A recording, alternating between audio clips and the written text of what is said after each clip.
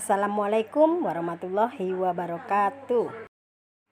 Kali ini kita akan belajar tema 1, indahnya kebersamaan, subtema 2, kebersamaan dalam keberagaman. Pembelajaran 1 bersama Ibu Asih Nugroho Handayani, SPD SD.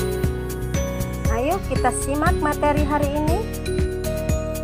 Sebelumnya kamu sudah banyak belajar tentang indahnya keberagaman budaya Indonesia. Sekarang kamu akan belajar tentang menjalin kebersamaan dalam keberagaman agama. Bekerja sama dalam keberagaman. Edo dan kelima temannya mendapat tugas untuk melakukan percobaan tentang bunyi. Sepulang sekolah, mereka berkumpul di rumahnya. Setiap orang sudah menyiapkan peralatan yang dibutuhkan. Lani dan Siti membawa beberapa kaleng yang sudah dilubangi. Udin dan Beni membawa benang kasur. Mereka berkumpul di halaman depan rumah. Keenam sekawan siap bekerja sama melakukan percobaan. Saat percobaan akan dimulai, tiba-tiba terdengar azan. Siti dan Udin meminta izin teman-temannya untuk sholat. Teman-temannya mengizinkan mereka untuk melakukan ibadah. Edo meminjamkan ruang makannya untuk digunakan Siti dan Udin sholat. Meskipun Edo beragama Katolik, ia tidak keberatan rumahnya dipakai untuk sholat. Beni yang beragama Kristen, Dayu yang beragama Hindu, dan Lani yang beragama Buddha menunggu dengan sabar temannya beribadah. Keenam sahabat selalu menghargai satu dengan yang lain. Tiba saatnya keenam sekawan melakukan percobaan. Setiap orang menunjukkan tanggung jawabnya dalam bekerja. Tidak ada satupun di antara mereka yang duduk diam atau memberi perintah saja. Semuanya ikut bagian dalam percobaan. Saat Dayu membutuhkan pertolongan memotong benang, Udin datang membawakan gunting. Saat Edo kesulitan menalikan benang di kaleng, Siti ikut membantu. Keenam sahabat bekerja sama dengan semangat. Mereka hidup rukun, saling membantu meskipun berbeda agama. Bacalah setiap paragraf dan tulislah gagasan pokok dan gagasan pendukungnya pada diagram yang telah disediakan. Gagasan pokok paragraf 1 adalah Edo dan kelima temannya mendapatkan tugas untuk melakukan percobaan tentang bunyi. Gagasan pendukung yang pertama adalah sepulang sekolah mereka berkumpul di rumahnya. Gagasan pendukung yang kedua adalah setiap orang sudah menyiapkan peralatan yang dibutuhkan. Gagasan pendukung ketiga, Siti membawa beberapa kaleng yang sudah dilubangi. Gagasan pendukung keempat adalah Udin dan Beni membawa benang kasur. Gagasan pendukung kelima adalah mereka berkumpul di halaman depan rumah. Gagasan pendukung yang keenam adalah keenam sekawan siap bekerja sama melakukan percobaan. Gagasan pokok paragraf kedua adalah saat percobaan akan dimulai, tiba-tiba terdengar azan. Gagasan pendukung yang pertama adalah Siti dan Udin meminta kepada teman-temannya untuk sholat. Gagasan pendukung kedua, teman-temannya mengizinkan mereka untuk sholat.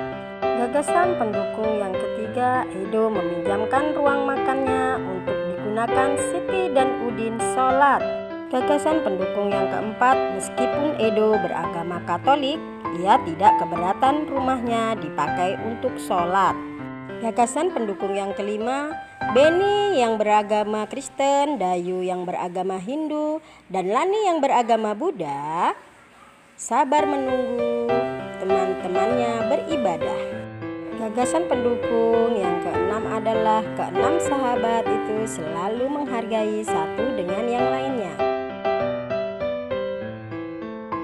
Gagasan pokok paragraf ketiga adalah tiba saatnya keenam sekawan melakukan percobaan.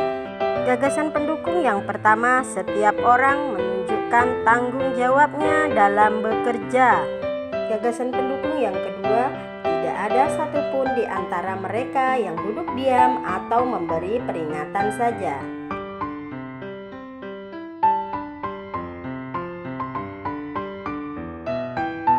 Saat Dayu membutuhkan pertolongan memotong benang, Udin datang membawa gunting.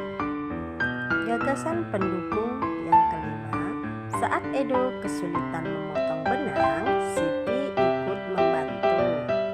Gagasan pendukung yang keenam sahabat bekerja sama dengan semangat. Gagasan pendukung yang ketujuh, mereka hidup rukun, saling membantu meskipun berbeda agama. Setelah melakukan percobaan tentang perambatan sumber bunyi, Edo dan sahabatnya juga belajar bersama tentang sumber bunyi. Mereka membaca buku yang menyatakan bahwa telinga bisa mengetahui sumber bunyi. Ayo kita membuktikannya dengan melakukan percobaan. Di manakah bunyi? Tujuan percobaan mengidentifikasi sumber dan tempat bunyi berasal, alat dan bahan, alat musik setempat, atau sumber bunyi lainnya. Langkah kerja pertama, duduklah di kursi dan tutup matamu dengan kain. Mintalah temanmu untuk memainkan alat musik tradisional atau benda sumber bunyi lainnya di sekitarmu. Kedua, tunjukkanlah tempat yang kamu anggap sebagai asal bunyi. Berapa kalikah kamu menebak dengan tepat? Buatlah laporan dari salah satu percobaan yang kamu lakukan. Hasil dari percobaan. Dari percobaan di atas dinyatakan bahwa dengan mata tertutup kita masih dapat mendengar bunyi dengan jelas pada jarak tertentu karena bunyi merambat melalui udara. Begitu pula jika salah satu telinga kita ditutup dengan kapas, maka bunyi atau suara masih bisa terdengar. Indra pendengar atau telinga. Kita wajib bersyukur kepada Tuhan Yang Maha Esa karena telah menciptakan bentuk tubuh yang paling sempurna. Salah satunya adalah kita diberi indera pendengaran atau telinga. Dengan menggunakan indera ini, kita bisa mendengar berbagai suara seperti kicau burung, suara air mengalir, dan musik. Apa saja bagian dan fungsi indera pendengaran? Hal apa yang perlu kita lakukan untuk merawatnya? Mari kita pelajari lebih jauh. Bagaimana telinga merasakan getaran? Semua bunyi membuat udara bergetar. Getaran bunyi mengenai gendang telinga yang berupa selembar kulit tipis. Saat itulah gendang telingamu juga mulai bergetar. Getaran dari gendang telingamu menjadi lebih besar di telinga tengahmu dan diubah menjadi pesan-pesan listrik di telinga dalammu. Apakah kamu pernah mengalami gangguan pendengaran? Ceritakan. Pengalaman yang pernah terjadi padaku yaitu saat itu aku membersihkan telinga terlalu dalam, sehingga membuat telingaku luka dan bengkak di dalamnya, menyebabkan pendengaranku berkurang. Dengan indera pendengar, kita dapat mendengar bunyi-bunyi yang berbeda. Keanekaragaman bunyi yang berasal dari tempat ibadah dapat pula kita dengarkan. Indonesia terdiri atas beragam agama. Perbedaan yang ada membutuhkan toleransi di antara pemeluknya. Pahami teks berikut dan diskusikan isinya dengan temanmu. Belajar dari cerita. Pak Burhan selalu memulai kegiatan di kelas dengan berbagai cerita. Bukan Pak Burhan yang bercerita, tetapi anak-anak di kelas yang bergantian bercerita. Berbagai cerita selalu dinantikan oleh anak-anak semua ingin memperoleh kesempatan bercerita. Pagi ini Pak Burhan mengajak anak-anak berbagi cerita seputar hari raya. Sehari sebelum hari Natal, yaitu di tanggal 24 Desember, aku dan keluargaku berkumpul di rumah Opa, ujar Edo. Di hari itu, Oma pasti masak makanan spesial yang jarang dimasaknya di hari lain. Papeda juga menjadi makanan spesial yang terhidang di malam Natal. Kami sekeluarga berkumpul hingga larut malam dan mengakhiri malam dengan berdoa. Nah, kalau di hari Natal pada tanggal 25 Desember, kami sekeluarga pergi beribadah Natal di gereja. Wah, ternyata hampir sama seperti hari raya Idul Fitri ya, ujar Siti. Kami pun hari Idul Fitri selalu berkumpul dan saling memohon maaf dengan kerabat dan saudara setelah ibadah di masjid. Tambahnya, iya ya, sama seperti Edo pada hari Natal, saat Idul Fitri juga selalu ada makanan spesial, yaitu ketupat dan opor ayam. Udin menambahkan komentar Siti.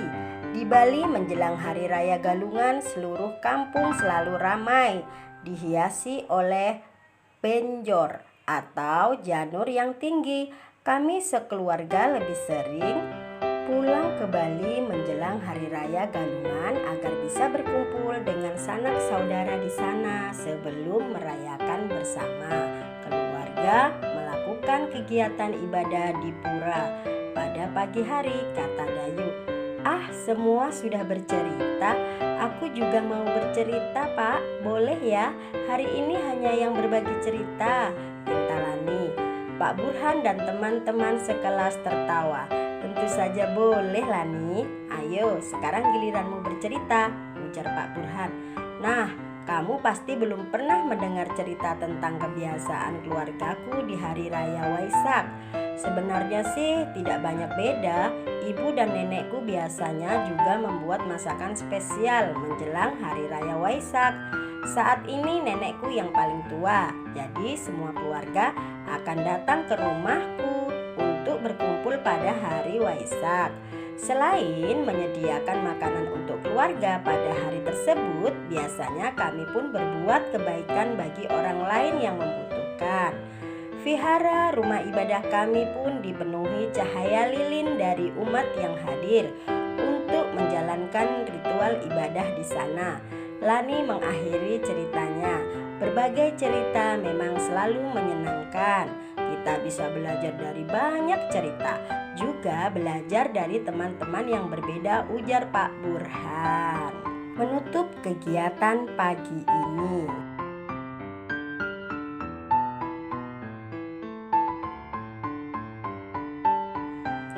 Apakah perbedaan yang dimiliki oleh 6 sekawan menghalangi mereka untuk berteman dan bekerja sama? Jelaskan. Walaupun berbeda agama, mereka tetap berteman dan bekerja sama. Dengan adanya perbedaan, mereka bisa saling melengkapi satu sama lain. Bagaimana sikapmu jika bermain dengan teman yang berbeda agama? Tidak membeda-bedakan teman, saling menghormati dan saling menghargai. Ceritakan pengalamanmu memiliki teman yang berbeda agama.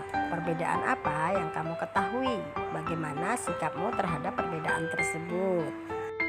Mereka sangat menghormati dan menghargai ketika saya akan melakukan ibadah, dan sikap saya sebaliknya, menghormati dan menghargai ketika ada teman yang menjalankan ibadah sesuai dengan agamanya. Sekian dan terima kasih, semoga bermanfaat.